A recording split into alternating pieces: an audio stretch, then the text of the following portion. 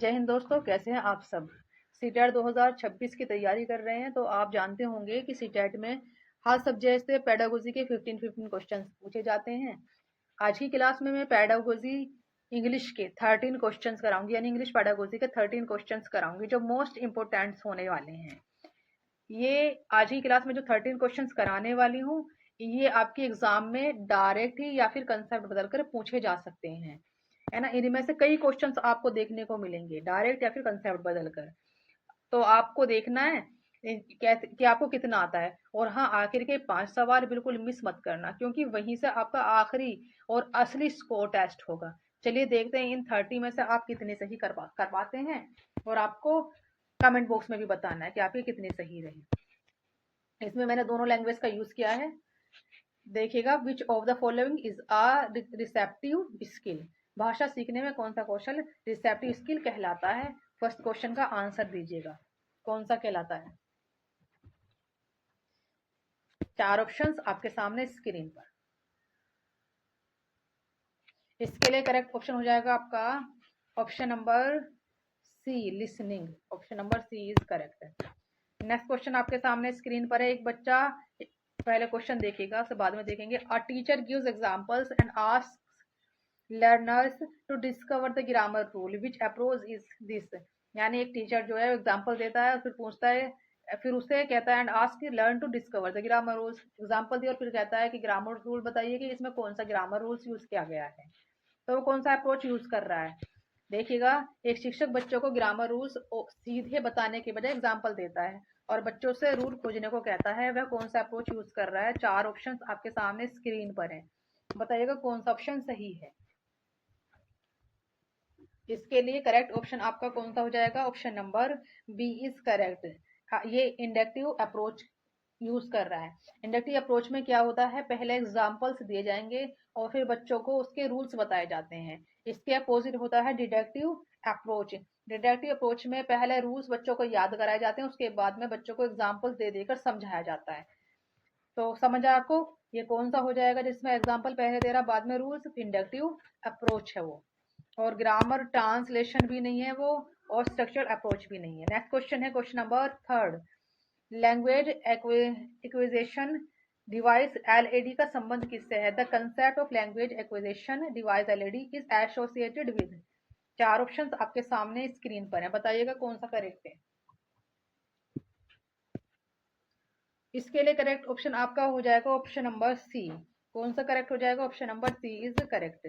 Next question की तरफ याद करना है, इसे वेरी वेरी इंपॉर्टेंट है। नोम चोम्स्की एलएडी किसने दिया था। नोम चोम्स्की ने दिया था। नेक्स्ट क्वेश्चन है, the influence of first language on learning a second language is known as. मातृभाषा के शब्दों और संरचनाओं का प्रभाव।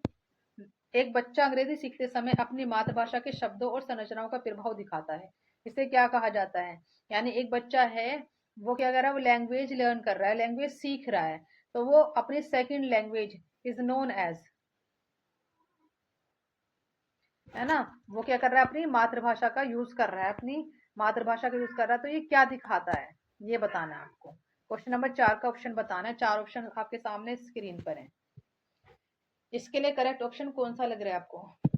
दोस्तों, इसके लिए करेक्ट ऑप्शन हो जाएगा आपका ऑप्शन नंबर बी। उसके अंदर वो लैंग्वेज इंटरफ्रेंस का यूज कर रहा है ना। लैंग्वेज इंटरफ्रेंस का यूज कर रहा है, उसको इसके फोल्डिंग नहीं दिखा रहा है, वो कोड मिक्सिंग भी नहीं दिखा रहा है, रेनफोर्समेंट भी नहीं दिखा रहा है, बल्कि कौन सा सही है इसके लिए, बी इज करेक्ट है ना। अपनी वो लैंग्वेज सीख रहा है, अपनी अंग्रेजी सीख रहा है और साथ में मातृभाषा का यूज कर रहा है, अपनी अपनी लोकल लैंग्वेज का यूज कर रहा है। तो वो क्या दिखाता है, लैंग्वेज इंटरफ्रेंस का यूज कर रहा है, यानी लैंग्वेज की अदला बदली। मल्टीलिंगुअल क्लासरूम में टीचर को बच्चों की होम लैंग्वेज को किस रूप में देखना चाहिए। In a multilingual classroom a teacher should view learners home language as.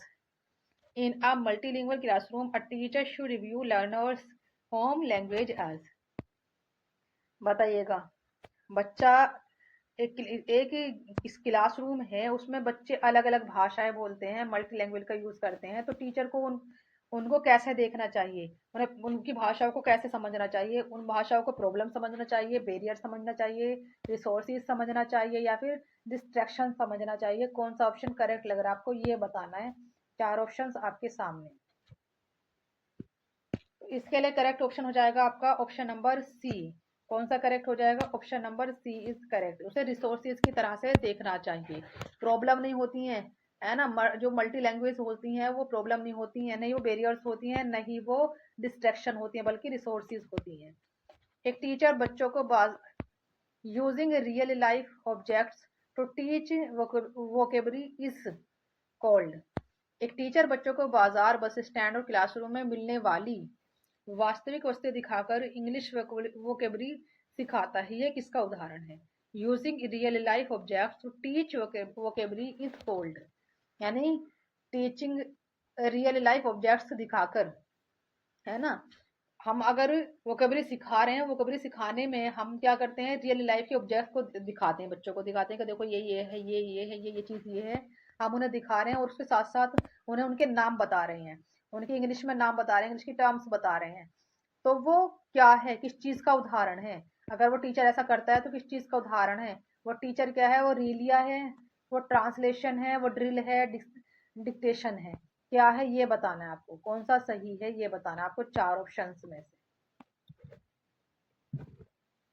बताना है आपको कौन सा सही है। 3 ये सही है या फिर ये ऑप्शन 1 सही है। तो देखिए इसके लिए करेक्ट ऑप्शन हो जाएगा आपका option number A he correct है। रीलिया है वो ट्रांसलेट नहीं कर रहा है, वो रियल लाइफ से जोड़ रहा है, इसलिए वो रीलिया है। याद रखना इस वर्ड को, ड्रिल नहीं है, डिक्टेशन भी नहीं है। नेक्स्ट क्वेश्चन है what is the primary purpose of diagnostic assessment. Diagnostic assessment का मुख्य उद्देश्य क्या है ये बताना आपको। 4 ऑप्शंस आपके सामने स्क्रीन पर हैं, 3 ये नीचे हैं और 1 ये ऊपर है। बताइएगा what is the primary purpose of diagnostic assessment. 1 ये है, 3 नीचे है। कौन सा करेक्ट लग रहा है आपको ये बताना है। इसके लिए करेक्ट ऑप्शन हो जाएगा आपका what is the primary purpose of diagnostic assessment. Diagnostic assessment का जो मैन पर्पस है यूज करने का प्राइमरी लेवल पर, उसका क्या रीजन है? तो उसका रीजन है आपका option number B, identify learning difficulties and gaps. Option number B is correct है। कौन सा सही है? बी इज करेक्ट है। ये फाइनल ग्रेड्स भी नहीं है। देखिए ग्रेड्स वगैरह जहाँ आएगा वो निगेटिव वर्ड्स है। प्रोमोटिंग प्रमोटिंग लर्नर्स, ऐसा भी नहीं, प्रमोट नहीं कर रहा है वो। नहीं वो ये है कि रैंकिंग, रैंकिंग ये भी नेगेटिव वर्ड है, इसलिए ये भी करेक्ट नहीं है। तो कौन सा करेक्ट हो गया आपका? Only, only and only identify learning difficulties and gaps, B is correct. Next question है आपके सामने स्क्रीन पर। नेक्स्ट क्वेश्चन में कह रहा है ये डायग्नोस्टिक डायग्नोस्टिक असेसमेंट के बाद टीचर को सबसे पहले क्या करना चाहिए। After diagnostic assessment what should a teacher primarily do. क्या करना चाहिए ये बताना है आपको। तो 4 ऑप्शंस आपके सामने स्क्रीन पर है। जो डायग्नोस्टिक असेसमेंट है, आफ्टर डायग्नोस्टिक असेसमेंट, इसके बाद में what should teacher primarily do, क्या करना चाहिए। 4 ऑप्शन आपके सामने स्क्रीन पर है। इसमें से ऑप्शन नंबर कौन सा करेक्ट है ये बताना है आपको। इसके लिए करेक्ट ऑप्शन हो जाएगा option number B, provide remedial support. यानी उसे क्या करना चाहिए, उसे रेमेडियल सपोर्ट देनी चाहिए, उनकी गलतियों का निदान करना चाहिए, उपचार करना चाहिए। कम्युनिकेटिव लैंग्वेज टीचिंग, यानी communicative, C4 communicative, L4 language, T4 teaching. Communicative language teaching में सबसे अधिक जोर किस पर दिया जाता है। Communicative language teaching mainly emphasise किसको करती है, बताइए। CLM किसको एम्फिसाइज करती है। 4 ऑप्शन आपके सामने स्क्रीन पर हैं, बताना आपको किसको एम्फिसाइज करती है। तो ये ऑप्शन, इसके लिए करेक्ट ऑप्शन जाएगा आपका option number C. Option number C is correct. कौन सा सही है आपका? C is correct. याद रखिएगा मीनिंगफुल कम्युनिकेशन को, मीनिंगफुल कम्युनिकेशन को। नेक्स्ट क्वेश्चन आपके सामने है question number 10, using English in real life situation primarily supports. यानी कह रहा है इसमें एक टीचर क्लासरूम में इंग्लिश का प्रयोग रियल लाइफ सिचुएशन में करवाता है। यह किस प्रिंसिपल्स को सपोर्ट करता है, बताइए किसको करता है। चार ऑप्शंस आपके सामने स्क्रीन पर हैं, बताइए कौन सा करेक्ट लग रहा है आपको।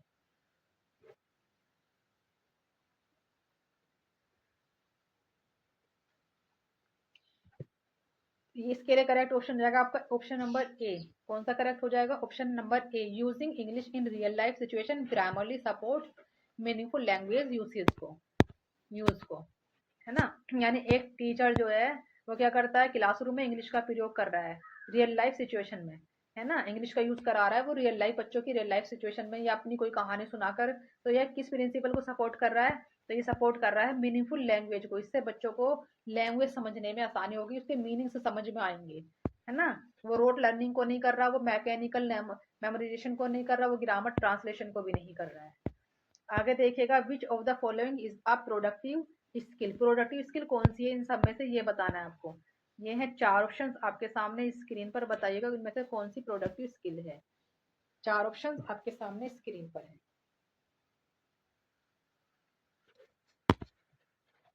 कौन सा करेक्ट है आपको ये बताना है। इसके लिए निम्न में से कौन सी प्रोडक्टिव स्किल सही है ये बताना है आपको, कौन सी करेक्ट है। इसके लिए करेक्ट ऑप्शन हो जाएगा आपका option number C is correct. कौन सा करेक्ट है, सी इज करेक्ट, स्पीकिंग, है ना। प्रोडक्टिव स्किल कौन सी है, वो है आपकी स्पीकिंग, यानी प्रोड्यूस कौन सी की जाती है, स्पीक करके, बोलकर प्रोड्यूस किया जाता है। नेक्स्ट क्वेश्चन है, ऐसे करके याद कर लीजिएगा इसे। शिप और शीप जैसे शब्दों का, है ना, प्रोनाइजेशन, प्रोना, है ना, डिफरेंस सिखाने के लिए टीचर किसका प्रयोग करता है। To teach the pronunciation difference between words like sheep and sheep, a teacher can use। यहाँ पर कह रहा है एक तो वर्ड है शिप और दूसरा है शीप, इन दोनों वर्ड अलग अलग हैं, है ना। इनका प्रोनाउंसिएशन बताना है, इनके सामने बोलने में बच्चों को प्रॉब्लम आती है, तो इनके दोनों के बीच में जो डिफरेंस है वो सिखाने के लिए टीचर किसका यूज करना चाहिए, टीचर को किस चीज का यूज करना चाहिए ये बताना है आपको। इसके लिए करेक्ट ऑप्शन कौन सा हो जाएगा ये बताना। इसके लिए करेक्ट ऑप्शन हो जाएगा आपका मिनिमल पेयर्स, मिनिमल पेयर्स का, है ना। ये option number A is correct है। यानी शिप और शीप में डिफरेंस सिखाने के लिए टीचर को कौन सा मेथड यूज करना है, मिनिमल पेयर्स का यूज करना है ना। ये करेक्ट है आपका। एक जैसे वर्ड्स सिखाने हैं फिर लिखने हैं, फिर उनके बीच का अंतर। तो देखिए क्वेश्चन है आपके सामने, bottom up processing involves. Bottom up processing में लर्नर मुख्यतः किस दिशा में मीनिंग बताता है। चार ऑप्शंस आपके सामने हैं, ये रहे बॉटम अप प्रोसेसिंग इन्वॉल्व्स। चार ऑप्शंस आपके सामने स्क्रीन पर। इसके लिए करेक्ट ऑप्शन हो जाएगा आपका option number B, sounds letters words meanings, B is correct. कौन सा करेक्ट हो जाएगा, B is correct. Next question की तरफ हम लोग मूव ऑन करते हैं। नेक्स्ट क्वेश्चन है आपके सामने स्क्रीन पर, टॉप डाउन प्रोसेसिंग में लर्नर किसका उपयोग करता है। Top down processing mainly uses, बताना है आपको top down processing mainly uses किस चीज का यूज करता है ये बताना है। चार ऑप्शंस आपके सामने स्क्रीन पर हैं, देख लीजिएगा। इसके लिए करेक्ट ऑप्शन हो जाएगा आपका option number B. Option number B is correct, यानी पीरियड नॉलेज एंड कॉन्टेक्स्ट का। Top down processing mainly use कहाँ यूज की जाती है, वो पीरियड नॉलेज, पहले की जो यूनिट वो होती है नॉलेज उसका, और एंड कंटेक्स्ट में, है ना, इसमें यूज होती है पीरियड नॉलेज में एंड कंटेक्स्ट में। नेक्स्ट क्वेश्चन है आपके सामने स्क्रीन पर what is the purpose of skimming, है ना। स्कीमिंग का पर्पस बताना है। चार ऑप्शंस आपके सामने स्क्रीन पर है, बताइए कौन सा करेक्ट लग रहा है आपको।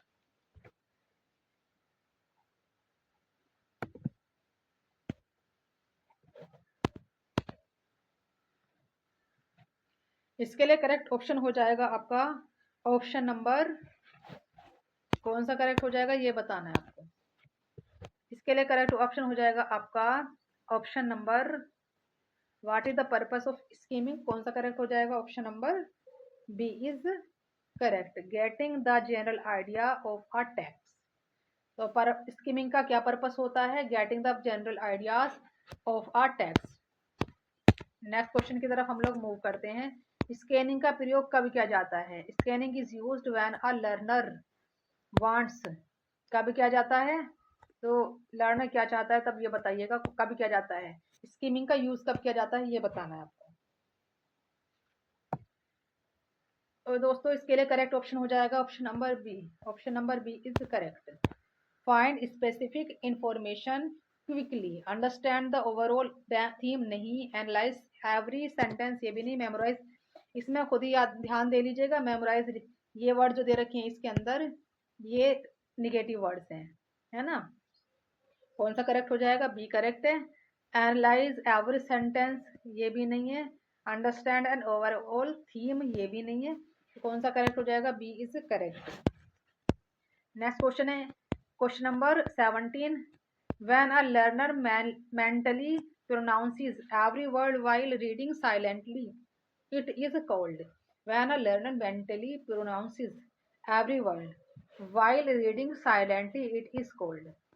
यानी क्या कह रहा है इस क्वेश्चन में? एक बच्चा इंग्लिश पढ़ते समय प्रत्येक शब्द को मन ही मन बोलता है जिससे उसकी रीडिंग स्पीड कम हो जाती है, इसे क्या कहा जाता है ये बताना है आपको। बताइएगा इसके लिए कौन सा ऑप्शन करेक्ट है।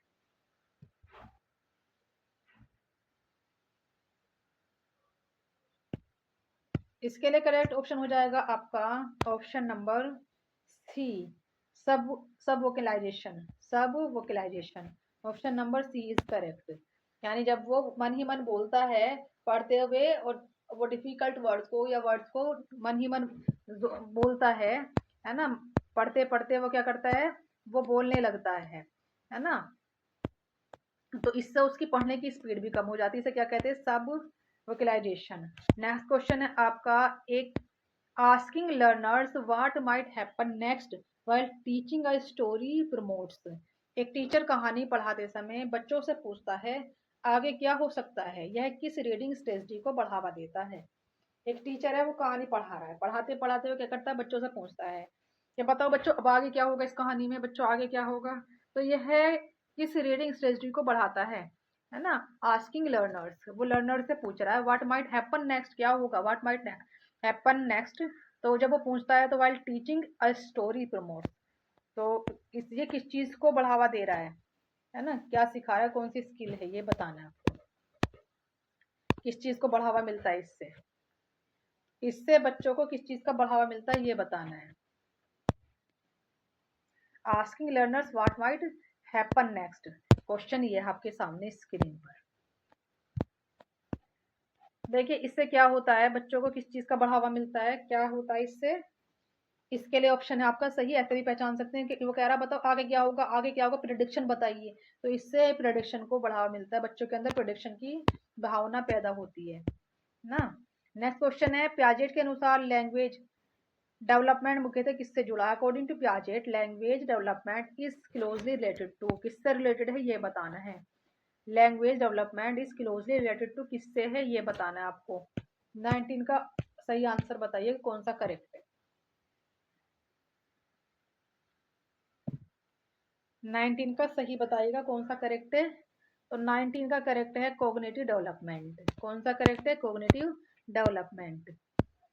इसमें कह रहा है पियाजे के अनुसार लैंग्वेज डेवलपमेंट किससे जुड़ा हुआ है? तो कोग्निटिव डेवलपमेंट से जुड़ा हुआ है। लैंग्वेज डेवलपमेंट किससे जुड़ा हुआ है? कोग्निटिव डेवलपमेंट से जुड़ा हुआ है, बहुत गहराई के साथ, क्लोजली। वाइगोत्स्की, नेक्स्ट क्वेश्चन है according to Vygotsky language development is strongly influenced by. Vygotsky के अनुसार जो लैंग्वेज डेवलपमेंट है वो स्ट्रॉन्गली इन्फ्लुएंस्ड है। 20 का आंसर बताइएगा। लैंग्वेज डेवलपमेंट में सबसे महत्वपूर्ण भूमिका किसकी है वाइगोत्स्की के अनुसार, ये बताना है आपको। तो 3 ऑप्शन ये हैं और चौथा ऑप्शन ये है आपके सामने स्क्रीन पर है। बताइएगा चारों में से कौन सा सही है 20 का आंसर। तो दोस्तों इसके लिए करेक्ट ऑप्शन हो जाएगा आपका कौन सा सही है बताइएगा। देख लीजिए क्वेश्चन कह रहा है आपसे according to Vygotsky language development is strongly influenced by, किससे इन्फ्लुएंस्ड है? तो ये इन्फ्लुएंस्ड है सोशल इंटरेक्शन से। Language development strongly influenced by social interaction से, याद रखिएगा इसे। नेक्स्ट क्वेश्चन है, a teacher provides supports considering the gap between a learners current ability and potential development, this relates to. एक टीचर बच्चे की वर्तमान क्षमता और उसके संभावित विकास के बीच गैप को ध्यान में रखकर सहायता देता है। यह किस कंसेप्ट से संबंधित है? A teacher provides support considering the gap between a learner's current ability, है ना। ये किस कंसेप्ट से संबंधित है आपको ये बताना है। ये है चार ऑप्शन आपके सामने, चार ऑप्शन आपके सामने हैं, बताइएगा कौन सा सही। इसके लिए करेक्ट ऑप्शन हो जाएगा आपका option number A ZPD। Option number A ZPD correct हो जाएगा। कैसे, ध्यान से देखेगा। इसमें कह रहा है teacher provide supports considering the gap between a learners current ability, मैंने बहुत अच्छे से पढ़ा रखा है, प्ले लिस्ट में मेरी वीडियो पड़ी हुई है ZPD स्कैफोल्डिंग एंड MKO के नाम से, जाकर देख लीजिएगा, मैंने बहुत अच्छे से समझाया है। जब एक बच्चे को उनके सीखने में प्रॉब्लम आती है तो क्या करता है, कोई भी बड़ा यानी जिसे उससे ज्यादा आता है वो उसको क्या करता है, उसकी हेल्प करता है, उसके गोल तक पहुंचने में उसकी हेल्प करता है, यहाँ से यहाँ तक पहुंचने में उसकी क्या करता है, हेल्प करता है ना। जितनी उसकी एबिलिटी अब है यहाँ से, और जितनी उसे एबिलिटी डेवलप करनी है वहां तक पहुंचने में उसकी हेल्प करता है ना। यानी उसके अभी के क्षेत्र से संभावित क्षेत्र तक पहुंचने की में उसकी मदद करता है। तो बीच का जो गैप होता है यही ZPD कहलाता है। किससे संबंधित हुआ ये कंसेप्ट? ZPD से संबंधित हुआ है, ZPD कहलाता है। नेक्स्ट क्वेश्चन है, स्कैफोल्डिंग का अर्थ क्या है? What does scaffolding means? चार ऑप्शन आपके सामने स्क्रीन पर है। एक तो वो है आपके सामने ऊपर वाला, और बाकी के तीन ऑप्शन से नीचे भी है ये इधर। बताइएगा कौन सा करेक्ट लग रहा है आपको इनमें से। इसके फोल्डिंग का मीन्स बताना है आपको। इसके लिए करेक्ट ऑप्शन हो जाएगा आपका ऑप्शन नंबर कौन सा? Option number B is correct. Temporary support होती है इसके फोल्डिंग। क्या है? टेम्पररी सपोर्ट होती है जिसे बच्चे को धीरे धीरे दी जाती है और धीरे धीरे करके खत्म कर दी जाती है, हटा ली जाती है। तो कौन सा करेक्ट हो जाएगा आपका? Option number B is correct हो जाएगा। इसके फोल्डिंग क्या है? टेम्पररी सपोर्ट है, to help learners perform a task.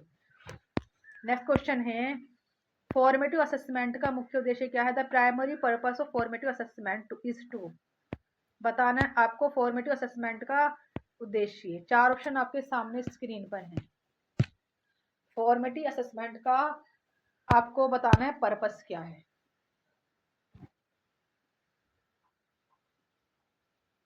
इसके लिए करेक्ट ऑप्शन हो जाएगा आपका ऑप्शन नंबर ए, यानी monitor and improve learning during instruction. Monitor and improve learning during instruction, option number A is correct है। क्या पर्पस है फॉर्मेटिव असेसमेंट का? Monitor and improve learning during instruction, है ना। बच्चों को बीच में दिया जाने वाला क्या है? ये एक तरह का क्या है? एक तरह का इंस्ट्रक्शन है।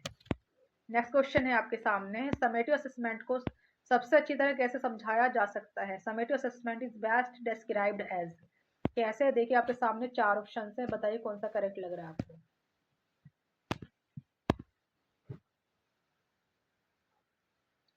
इसके लिए करेक्ट ऑप्शन हो जाएगा आपका option number B is correct है। असेसमेंट ऑफ लर्निंग, ये assessment of during every activity, ये फॉर्मेटिव में आ जाएगा, है ना। और असेसमेंट फॉर लर्निंग, और ये फॉर लर्निंग नहीं होता, लर्निंग के लिए नहीं होता, ये भी आपका फॉर्मेटिव में आ जाएगा। असेसमेंट ऑफ लर्निंग है, ऑफ पर ध्यान दीजिएगा। ऑफ लर्निंग क्या कहलाता है आपका? ये आपका क्या कहलाता है? ये कहलाता है आपका समेटिव असेसमेंट। नेक्स्ट क्वेश्चन है, डिसलेक्सिया मुख्यतः किस डिफिकल्टी से संबंधित है?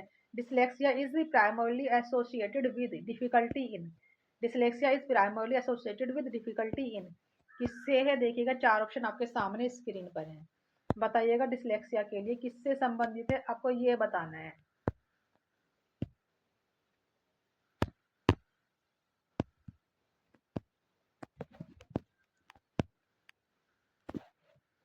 बताइएगा।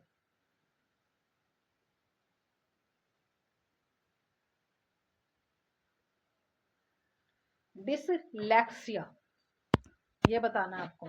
इसके लिए करेक्ट ऑप्शन हो जाएगा आपका dyslexia is primary associated with, इसके लिए करेक्ट ऑप्शन हो जाएगा आपका ऑप्शन नंबर ए, यानी कि डिसलेक्सिया।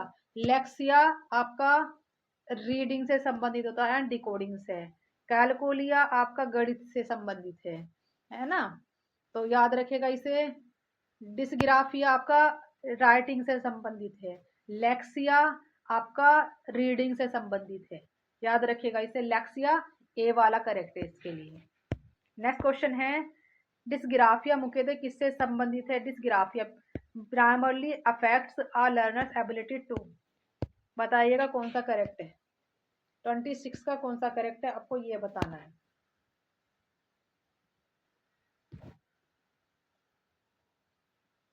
26 का कौन सा करेक्ट है? देखिए गिराफिया में गिराफ आ रहा है, वर्ड गिराफ, तो हम गिराफ कैसे बनाते हैं? लिख लिख कर बनाते हैं, लिख लिख कर ऐसे कर करके बनाते हैं। तो ये लिखना यानी राइटिंग से संबंधित है, इसे ऐसे करके याद कर लीजिएगा। डिसग्राफिया कैसे संबंधित है? राइटिंग से। नेक्स्ट क्वेश्चन की तरफ हम लोग मूव ऑन करते हैं। What should a teacher do in an inclusive English classroom, है ना। एक इंक्लूसिव इंग्लिश क्लासरूम में टीचर को क्या करना चाहिए? इंक्लूसिव इंग्लिश क्लासरूम में क्या करना चाहिए ये बताना है आपको। 4 ऑप्शंस आपके सामने स्क्रीन पर हैं। 4 ऑप्शन आपके सामने स्क्रीन पर हैं। इसके लिए करेक्ट ऑप्शन हो जाएगा आपका option number B. Option number B is correct. Modify task according to diverse learning needs, कौन सा करेक्ट हो जाएगा? Option number B is correct. Modify task according to diverse learning needs.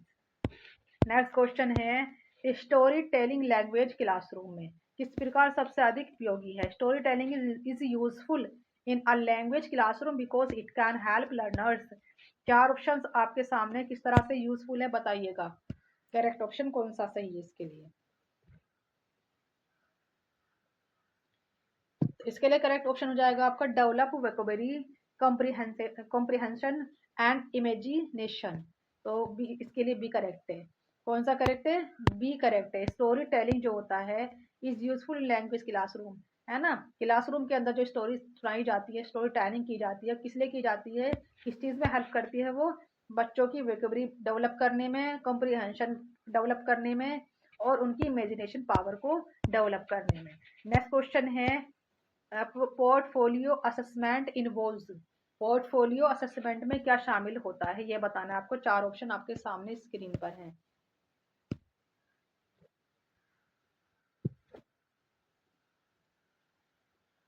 चार ऑप्शन आपके सामने स्क्रीन पर हैं।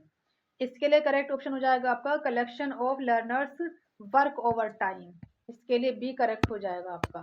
क्या कह रहा है इसमें क्वेश्चन, ध्यान से देख लीजिएगा। पोर्टफोलियो असेसमेंट इन्वॉल्व्स, पोर्टफोलियो में क्या शामिल होता है? तो collection of learners work over time, यानी बच्चों का जो कलेक्शन है, उनका जो उन्होंने कितना सीखा है, ये सब किस में होता है? पोर्टफोलियो के अंदर होता है। नेक्स्ट क्वेश्चन और आज का लास्ट क्वेश्चन है, देख लीजिएगा ध्यान से। एक बच्चा इंग्लिश में बार बार ग्रामेटिकल एरर्स करता है, लर्नर सेंटर टीचर को क्या करना चाहिए? एक लर्नर सेंटर टीचर को क्या करना चाहिए? क्लासरूम में, इंग्लिश की क्लास में बच्चा इंग्लिश को पढ़ने में, उसे लिखने में बार बार गलतियां करता है, ग्रामेटिकल एरर्स करता है। तो एक लर्नर है ना, लर्नर सेंटर टीचर, एक टीचर ऐसा है जो बच्चों को सिखाने पर ध्यान देता है। तो उस टीचर को क्या करना चाहिए कि वो बार बार गलती कर रहा है ग्रामेटिकल, तो उन्हें दूर करने के लिए क्या करना चाहिए? A learner center teacher should respond to repeated grammatical errors by, बताइएगा क्या करना चाहिए? तो टीचर को क्या करना चाहिए? एक टीचर को करना चाहिए giving meaningful practice and constructive feedback, इसके लिए ऑप्शन बी इज करेक्ट हो जाएगा। कौन सा करेक्ट हो जाएगा? बी करेक्ट हो जाएगा। जब एक बच्चा है वो क्या कर रहा है क्लासरूम के अंदर, इंग्लिश में बार बार गलतियां कर रहा है, इंग्लिश को लिखने में, उसे पढ़ने में ग्रामेटिकल बार बार गलतियां कर रहा है, बार बार गलतियां कर रहा है, तो टीचर क्या करेगा? टीचर करेगा उसे उसे मीनिंगफुल प्रैक्टिस देगा, है ना। उसे ऐसी प्रैक्टिस देगा जिससे बच्चे को ग्रामर अच्छी हो सके, बच्चों को ग्रामर समझ में आने लगे, ऐसी प्रैक्टिस देगा। एंड कंस्ट्रक्टिव फीडबैक भी उसे देगा और उससे लेगा भी फीडबैक भी कि उसे समझ में आया नहीं आया। चलिए दोस्तों, अगर आप सीटेट 2026 की सच में ही तैयारी कर रहे हैं, आप सच में चाहते हैं कि आपके नंबर अच्छे आए, तो इन सवालों को सिर्फ रटना नहीं है, बल्कि इन्हें अच्छी तरह से समझना है, इन्हें याद करना है। ऐसे ही सीटेट के और ज़्यादा मोस्ट इंपोर्टेंट क्वेश्चंस और पैडागोजी के कंटेंट के लिए ज्ञान की गली क्लासेस को सब्सक्राइब करना नहीं भूलें। मिलते हैं नेक्स्ट वीडियो में, तब तक के लिए बाय बाय।